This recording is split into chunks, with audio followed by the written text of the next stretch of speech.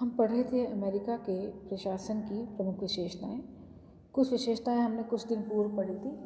आज हम इसके नेक्स्ट में पढ़ेंगे योग्यता प्रणाली। लूट प्रणाली के दोषों का निराकरण करने के लिए योग्यता प्रणाली को अब अपना लिया गया है। सभी पद योग्यताओं की परीक्षाओं के द्वारा ही भरे जाते हैं, जो कि पहले लूट प्रणाली से भरे जाते थे। फिर आता है सरकारी कर्मचारियों के संगठन। सरकारी कर्मचारियों के संगठित होने की चेतना अब जागृत हो चुकी थी। कई संस्थाएं वहाँ पे गठित की गई थी। 1912 में कांग्रेस ने कर्मचारियों के संगठित होने और याचिका प्रस्तुत करने के अधिकार को भी मान्यता दे दी थी। आज सरकारी कर्मचारियों के अनेक संघ हैं जो इनकी समस्याओं पर विचार करते हैं। फिर आता है विभागीय प्रतियोगिताएं। अमेरिका के प्रशासन में मध्य स्तरीय कर्मचारियों की नियुक्तियां विभागीय प्रतियोगिताओं के आधार पर होती हैं। इंग्लैंड के समान वहाँ कोई राष्ट्रीय प्रतियोगिता नहीं होती। विभागाध्यक्ष अपने विभागों की विशेष आवश्यकताओं के आधार पर विषयों का निर्णय करते हैं। जैसे अर्थ विभाग के लिए अर्थशास्त्र संबंधी, तो विदेश विभाग के लिए राजनीतिक संबंधी विषयों में प्रतियोगिता होती है।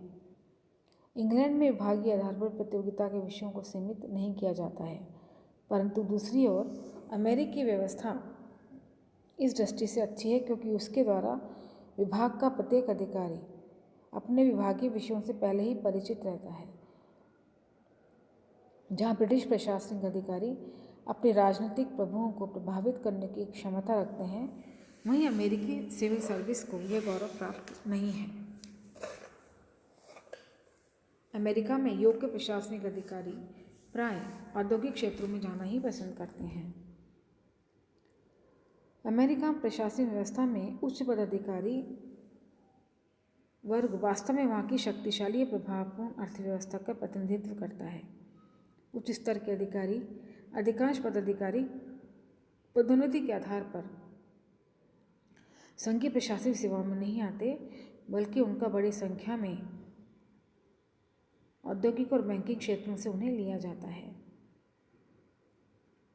अमेरिकी प्रशासन ब्रिटिश प्रशासन की तरह निष्पक्ष नहीं दिखता। अमेरिकी प्रशासन पर दलों का भारी प्रभाव है।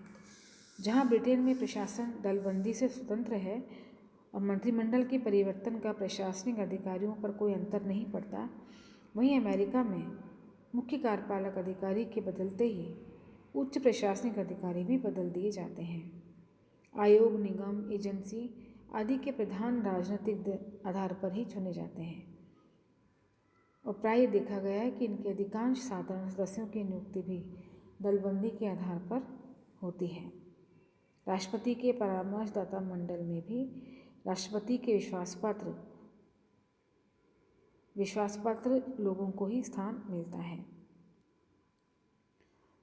अमेरिकी शासन वर्ग के 3 आधार स्तंभ हैं: संयुक्त पूंजी के संचालक और स्वामी, उच्च सैन्य अधिकारी तथा उच्च स्तर के राजनीतिज्ञ और प्रशासक।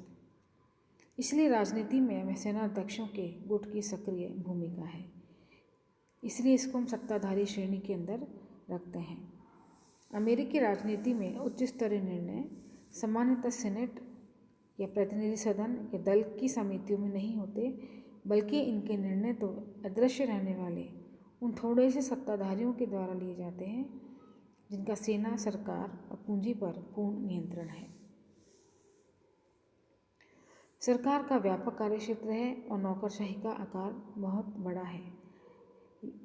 संयुक्त राज्य में औद्योगिकरण और लोक कल्याणकारी राज्य की अवधारणा के परिणाम स्वरूप सरकार के कार्यों में अभूतपूर्व वृद्धि हुई और इसीलिए वहाँ पर लोक सेवकों का एक विशाल संगठन खड़ा हो गया। राज्य स्तर के व्यवसायों की प्रकृति प्राय तकनीकी होती है। प्रत्यक्ष रूप से राज्य कर्मचारी के रूप में कार्य करने वाले कर्मचारियों के अतिरिक्त ठेके के आधार पर सरकार में काफ़ी कर्मचारी कार्य करते हैं। सरकार के कार्यों में वृद्धि और लोक सेवाओं का बड़ा आकार अनेक परिणामों का कारण भी बनता है। इससे नौकरशाही की शक्तियाँ बढ़ जाती हैं और भ्रष्टाचार जन्म लेता है। संयुक्त राज्य अमेरिका के प्रशासन पर तकनीक का प्रभाव दिखाई देता है। इसमें ऐसे सेवी वर्ग व्यवस्था को आवश्यक होता है जो प्रत्येक स्तर पर नए प्रत्याशियों के प्रवेश को स्वीकार करे। तकनीकी विकास के फलस्वरूप सेवाकालीन प्रशिक्षण का महत्व भी बढ़ गया है। तकनीकी विकास का एक परिणाम यह है कि व्यावसायिक कार्यकर्ता और विशेषतः वैज्ञानिक स्वयं को एक विशेष जाति का मानने लगे हैं। नेक्स्ट आता है अंतर सरकारी संबंध। संविधान लागू होने के बाद यहाँ की संघ की सरकार निरंतर शक्तिशाली होती चली गई और इसके साथ उसका अन्य सरकारी लोगों के साथ संबंध भी बढ़ता चला गया। इसके फलस्वरूप संघीय सरकार और राज्य सरकारों के सरकारी क्षेत्राधिकार की अंतर्निर्भरता में भी परिवर्तन आ गया है। राज्य की निर्वाचित और नियुक्त कार्यपालिका देश की नौकरशाही का नेतृत्व प्रदान करती है। इस प्रकार प्रशासन को उत्तरदायी बनाए रखने की व्यवस्था भी करती है।